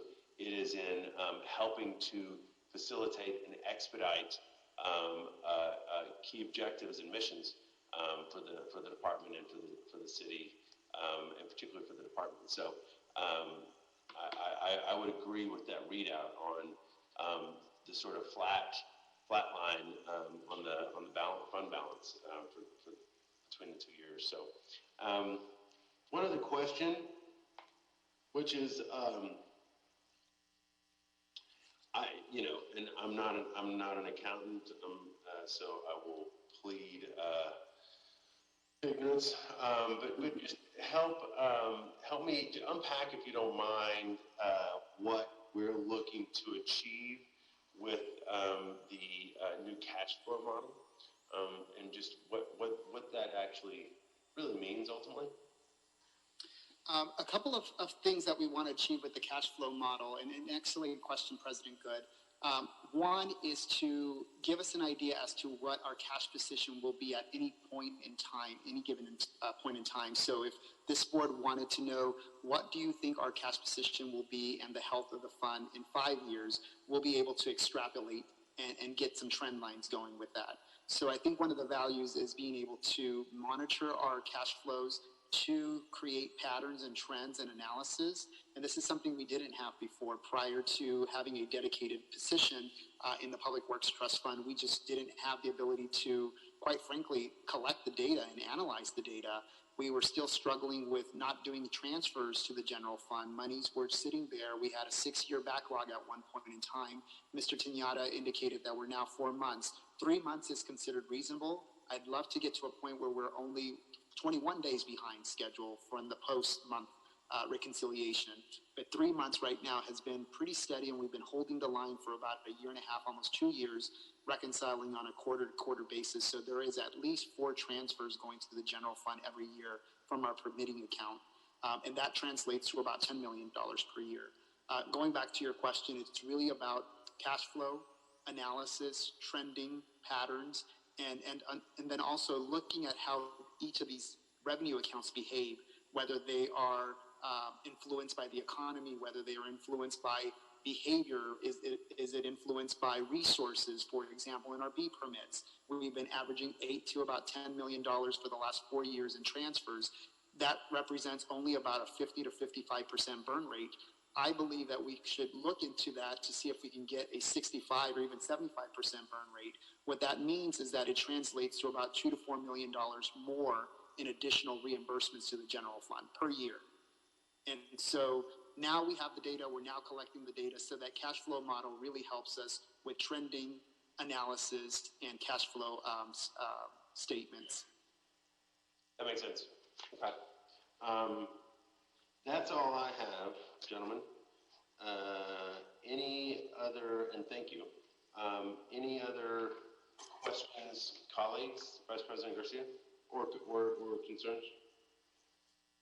No more questions. Thank you, Norman and Dr. Campos. You guys did a great job on presenting to us today. And I echo President Good's comments on the health of our funds, and we were able to come through at a time that it was needed. So good job on that to you, Dr. Campos, Norman, and also to our previous president, President James. Thank you. Thanks, Vice President Garcia. President Pro Tem Davis, any final questions, comments? You're on mute. Just a great presentation, and I agree with you, Mr. President. Obviously, we want to capture any opportunity whatsoever, no matter how small, to make sure that we focus on mission as well. So I agree with you, President Good, 1,000%.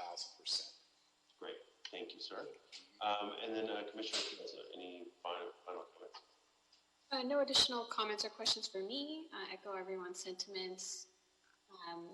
Great job to you both and your entire team.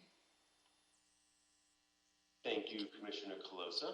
All right, so thank you all very much. Really appreciate it. Appreciate you indulging the continuance. And with that, I'll motion to adopt this report and move it to the Mayor and Council.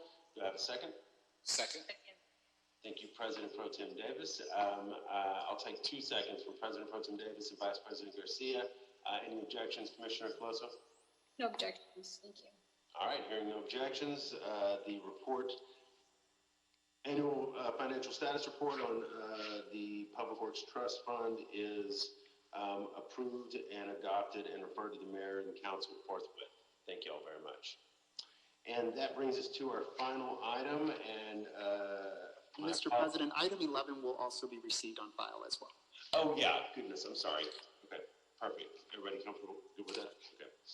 Thank you, Dr. Campos, for the reminder. All right, that brings us to item number 12, and this is a report back from the Office of Community Beautification, or update, just general. Paul Roch, our Director of the Office of Community Beautification, is with us. Good afternoon, Paul. Yes, good afternoon. Paul Roch, Director of the Office of Community Beautification. Just to provide a quick biannual update on the activities of OCB in the past few months. I believe this is the first time we've done so since the COVID-19 pandemic has hit, so a few updates related to that as well. First off, just to start out with updates on the graffiti abatement program. For the current fiscal year, for the first 4 months, the period of July through October, OCB contractors have removed 10.9 million square feet of graffiti.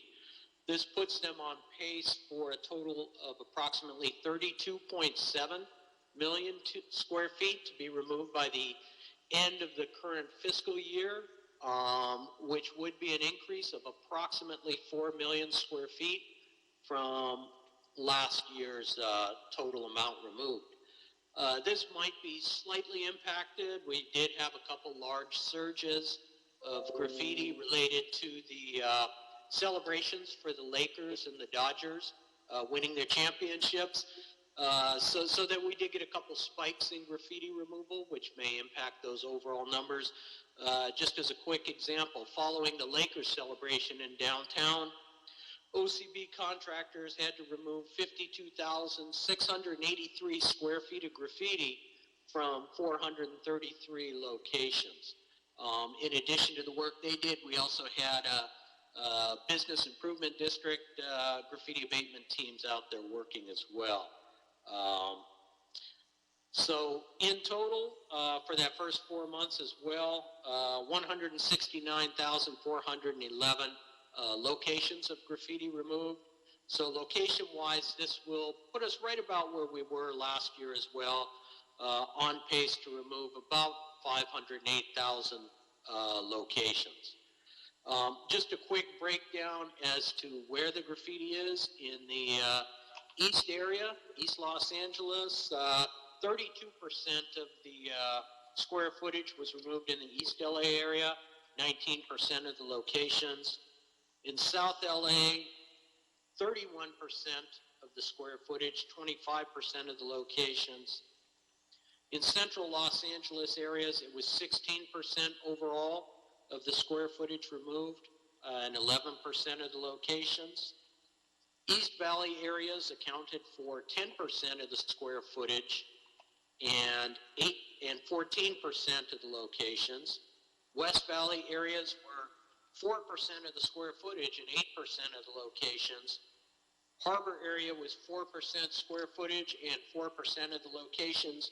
And kind of interestingly, in the West LA area, only 3% of the overall amount of square footage was removed, but it did account for 19% of the overall locations. So it seems like the West LA area gets a lot of the small tagging, not the real big stuff, but a lot of the small taggers on light poles, traffic control boxes, things like that.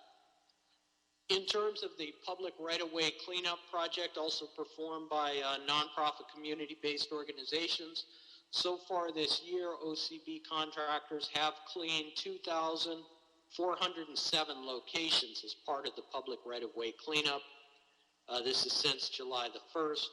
They've collected a total of 36,872 bags of litter, weeds, trash, and debris from along the public way, and also picked up 10,832 illegally discarded items from along the public right-of-way. In terms of volunteer cleanups, due to the COVID situation, we're not conducting or supporting any large-scale events at this time. There are still groups coordinating small cleanup events, usually with 5 to 10, maybe 20 at the most volunteers, keeping their distance socially from each other. Since July, OCB has supported 27 of these small events. OCB has created, and groups are provided with a COVID safety guideline handout prior to their conducting of any of those events. And we are currently in the process of generating a Spanish language version of those safety guidelines as well. Just to highlight a few other OCB things we've been involved with. Since July, 4 Adopt a Median projects have been approved by the Board of Public Works and have received their permits to begin work on their beautification projects. There are currently 2 more Adopt a Median projects going through the review process and will be brought before the board in the not too distant future. OCB does continue to work with LAPD, District Attorney, and the City Attorney related to graffiti vandalism cases and has provided invoices for graffiti restitution totaling $103,000 to the court system for cases where persons have been found guilty of graffiti vandalism, in which case the city is found to be the victim.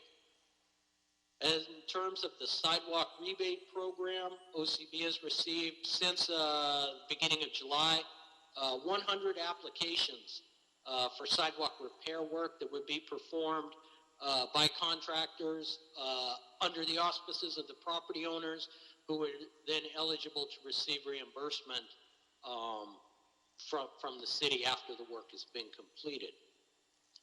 Much focus, I think, as most of you are aware, over the past year has been updating the OCB website, our Facebook page, our Twitter account, and we've started to see an increase in interactions with community groups and individuals via these different social media platforms. So we are seeing a lot more interaction since we've updated those and are keeping them up to date more often. Keep Los Angeles Beautiful continues to be active.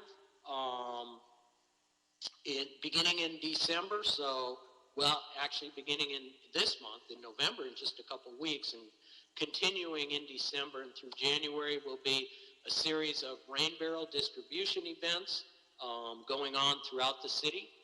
I believe we have 6 different of those events coming up, and much much praise should go out to Commissioner Garcia and also Dr. Campos for really helping coordinate those events and move them along.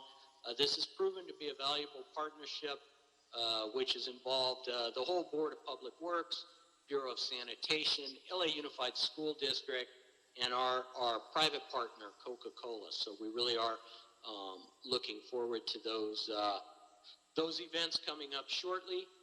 Keep Los Angeles Beautiful will also begin soon, some outreach for the upcoming Beautify LA grant, opportunities to utilize some of the KLAB funding to provide some beautification grants to various communities with an emphasis on some of the disadvantaged communities throughout the city of Los Angeles. And lastly, as far as KLAB, we're also looking to increase the membership on the advisory board. We have about 12 members on the advisory board. About half of those represent different city agencies, and about half represent various community-based organizations or neighborhood councils, things like that. We are looking to expand that board a little bit and bring some new blood and new ideas into the KLAB system. So that concludes a brief update in terms of Office of Community Beautification. And if anybody has any questions, happy to try to answer those. Thank you, Paul. Colleagues, questions, comments?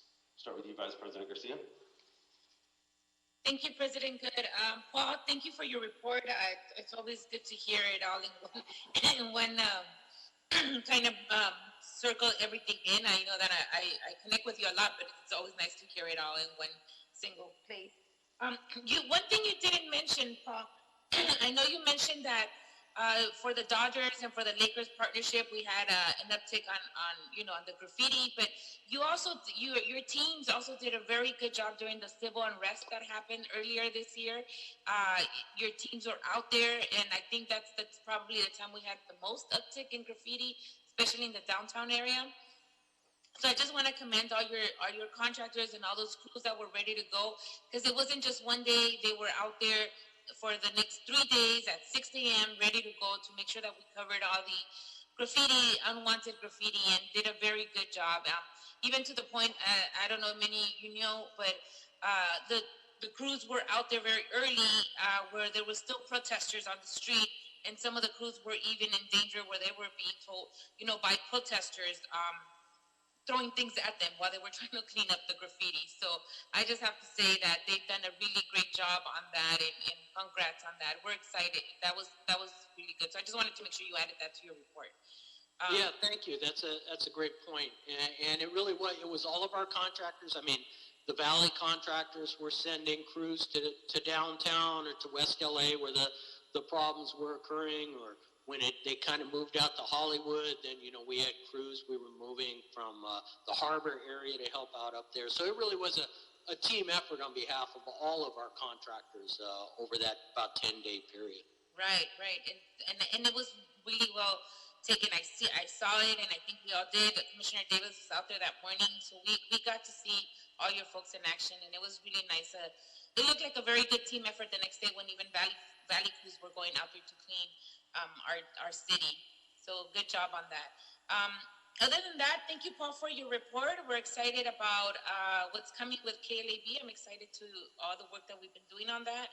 And if you haven't seen the website, we launched it early this year. I know that with COVID, everything got scattered after, but we did launch. The OCB does have a new website. We launched it early in February, and then COVID hit in March, and so we haven't really. But if you haven't seen it, go check it out. It's really up to date, and it's nice. It has really nice graphics and pictures of graffiti, cleanups, community members, and so forth. So that's exciting also. Other than that, thank you, Paul, for your report. Thank you, Vice President Garcia. President Pro Tem Davis. No, I just want to thank Paul for the report. Obviously, this graffiti removal is really critically important. You would think that perhaps since everybody's at home, that things would be decreased, but they're not. There still is a need out there. no matter what's going on. So we appreciate the work, and we just have to continue to focus to make sure that we can get it done, even as difficult as it is in this COVID-19 environment. So we appreciate your report, Paul. Thank you so much, and whatever we can do to continue to support to make sure we do this on behalf of the citizens. Yeah, thank you, Commissioner. I think, yeah, what the sort of catch-22 is with most people staying home or, you know, staying indoors and not being out as much, it kind of creates a situation where there's less people in the streets, and so the tagger can go out there and have a little bit more free reign to do their thing and not have people there to intercede with them. That's right. Mm-hmm. Absolutely. Thank you, President Pro Tem Davis. Commissioner Closa? Thank you, President Good. Thank you, Mr. Raj, for your report. Always, I think I agree with my colleagues' sentiments about the breadth of work that you guys have accomplished this year. I just had one follow-up question. For the cleanups that you mentioned, and maybe you mentioned this already, maybe I've just missed it, but was there guidance that you all were working on? I know there's definitely interest in the community as people are, it seems like we have a changing schedule every other week depending on what tier we're in, and it seems like we're also potentially entering a third wave here of COVID, but I know that there's also, I think, some ways in which we can engage in the community in a safe way. I'm just wondering what the status was of guidelines on community cleanups and like what we can share with our constituents and other community groups and ways they can continue to help out, especially as we head into the holiday season if they want to clean up their neighborhoods more. Yes, Commissioner. We have developed a pretty comprehensive set of safety guidelines that we provide to all of the volunteers that are out there doing work in the community prior to their events. You know, and it's a lot of the stuff that people know, but just, you know, making sure they wear masks, making sure they're not doing things like, you know, having a big luncheon afterwards and everybody keeping their distance. But I will send a copy of those guidelines to all the commissioners just so you guys have a copy of them, and feel free to distribute them to any groups you may hear about that are thinking about doing any types of volunteer events and how they may want to do those in as safe a method as possible. Great, thank you for sharing that. And just one final comment from me is I agree too with the website. I know you came and presented over board, and also we worked together on some other updates, but I am extremely proud of the outreach and external facing work that OCB has done this year. I think that the facelift that you all did to the website has been extremely helpful in terms of finding that information in one place, and that's one that I know that the community really appreciates. So just wanted to thank you and your team, and of course Commissioner Garcia and Dr. Campos too for all your work on that. It's been a much needed improvement. I think it looks really great. Right, I agree. Thank you for that. And, you know, just a quick shout out to Karina Casillas of our staff. She really was the one that took the bull by the horns on that and made it happen, and I think did a fantastic job of really upgrading the website that definitely needed to be upgraded. Okay. Thank you very, very much, Paul. That was a really helpful presentation. I actually don't have anything to add. My colleagues got everything, and really appreciate the time. And although I would actually echo appreciation for the sort of on-call work relative to some of the unforeseen things that have happened in the city over the last several months, and yeoman and woman work has been done on that front. So thank you. With that, Dr. Campos, so thank you, Paul. Thank you. Dr. Campos, does that clear the deck for this meeting? It does. You are clear. All right. Colleagues, we have Hannah Choi and Linda McGlinchey, and I believe Arson and others on for a presentation in our management meeting. I will tell you all, we're going to hold it to 4 o'clock. We're going to adjourn for 5 minutes. We will start on the nose at 3:40, we'll really, I'm looking forward to the presentation there. So with that, the special meeting of the Board of Public Works is adjourned, and colleagues will see you back in 5 minutes, okay? Thank you. Thank you. Thank you, Dr. Campos. Commissioners, I will go ahead and stop the recording. Give me a couple of minutes while I turn off council audio and the recording.